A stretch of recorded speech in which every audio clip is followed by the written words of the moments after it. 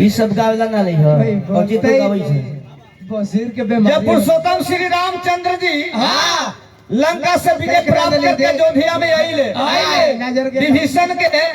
राजगद्दी दे के आइले जब आइले तो यहाँ सपना देखले दोनों ग्रंथ में देल बा कि सपना दोनों ग्रंथ में देल बा कि दुर्वासा ऋषि ऐसे सभा लगा रहल पहले किसे हाथी और हर पुरुषोत्तम श्री रामचंद्र जी अभी तक पिताजी के पिंडदान ना कैले तो उधार कैसे हुई है कैसे हुई है खैनी खाला सुनीत भाई आज इनका पैर के मुआ दे खाली मने ताड़े हिलावे बाबा ओ तो कब है दुर्वासा ऋषि कहले पर गला तो ही जब कहले के बाद में गुरु वशिष्ठ जी कहले पुरुषोत्तम श्री रामचंद्र जी से कि अपना पिताजी के पिंडदान करी जाके तब तक उधार होई ना जी तो दुर्वासा जी बोलले बचनवा हो मानन बोले कहना हो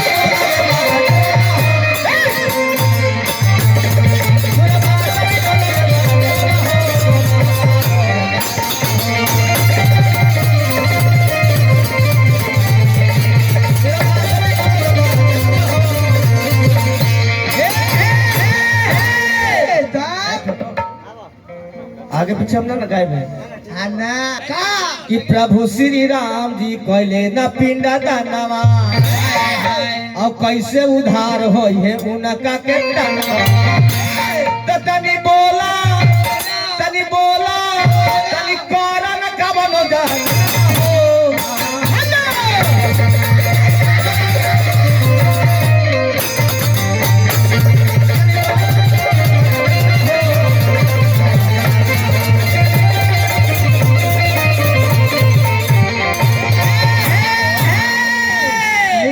जी गावे ला तो ऐसा आपका है पैसा ले लो पैसा चला जेठ साहब हम ये रिकॉर्डिंग कर ले थोड़ा सुनाबो सवेरे लिखी हां तब कब होई हां जब ये बात जब सुनले हां तू पुरुषोत्तम श्री रामचंद्र जी विमान पर सवार होके साथे साथे सीता माई कहले कि हम हूं चलो कहले कि ना ना ना तोरा जाए के नहीं खे कहले काहे ना जाई जब वनवास जाए के रहे तो हम गई नहीं और पिताजी के पिंडदान करे के बाद तो ना जाई जब इतना कहले तो साथे साथे भी सीता भी माई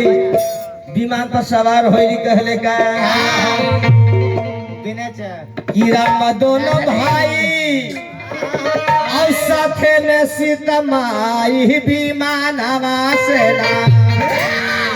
ए विमानवा से ए चलल हर साई हो अभिमानवा से तोहरा के हम बनैनी है तोरा मान सम्मान करे खातिर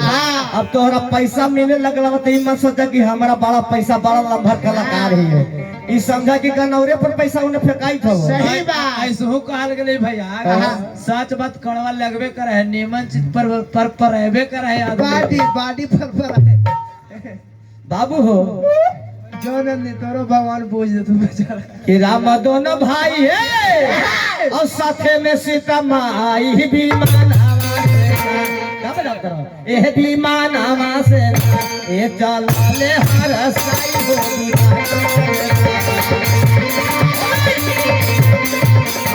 चलले हर साई हो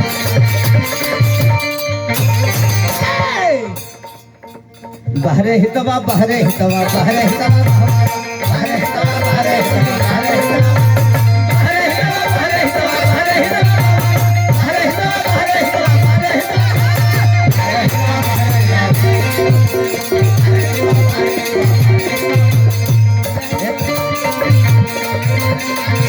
चलले हर साई हो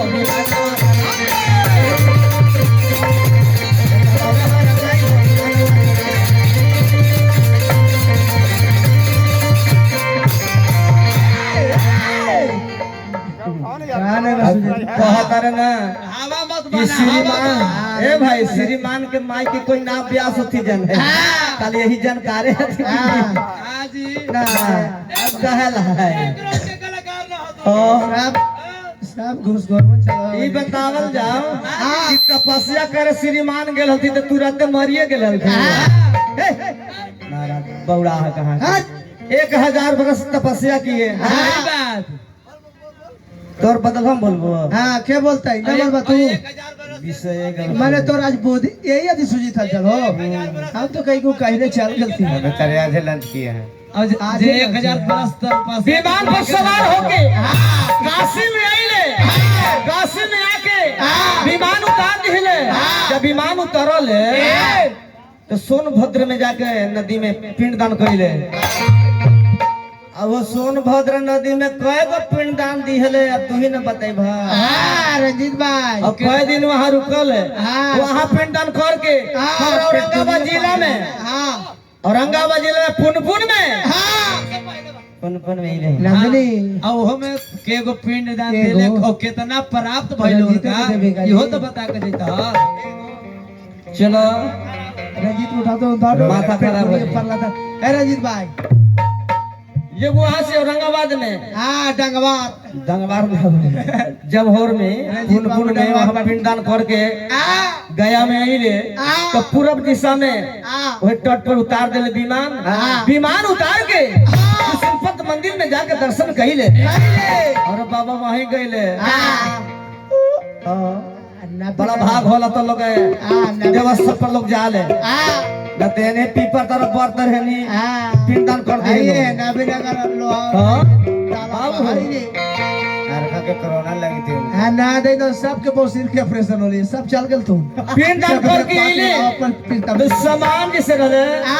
कोनो ग्रंथ में देल बा कि काला तिल घट गइल बा कोनो ग्रंथ में देल बा कि पूजा के सामग्री न रहल आनंद रामायण में देल बा कुछ और महत्व पुराण में कुछ और देल बा न हो का भइल बा रामचंद्र जी सामान खातिर गइले चाहे माटी खातिर गइले बाबू हो मुहूर्त धीरे धीरे आवत अरे पीते लागल हाय तो सुन दे के ध्यान काट में रहो तो सुन दे के ध्यान कैसे होई पिंडदान तो प्रभु कर लगले माना में बिचारा प्रभु कर लगले माना में बिचारा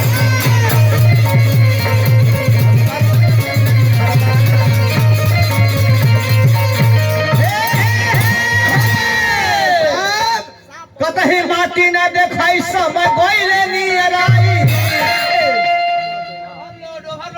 हाय टाइट रहो मत होने जाना देखा नाचल देखो ना आज नंदिनी डाउनलोड हो जाता तब नाचल का नाच ऐसे गर्जियन है नाच नाच के पैसा ला नंदिनी अरे रंजीत के ये को रंजीत के पेट को दिए पारिए दे कतही माटी न देखाई समय गइले नियराई तो प्रभु कर लगला माना में बिचारा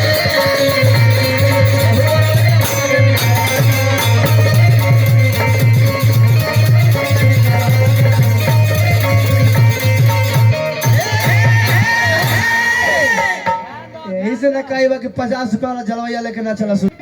तो माटी खातिर जब उधर गइले इधर मुहूर्त धीरे धीरे आवता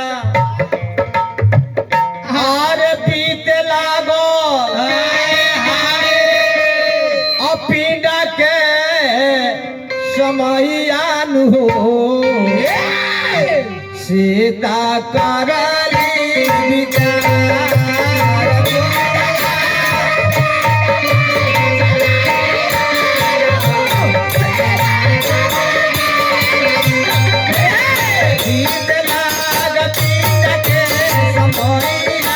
हो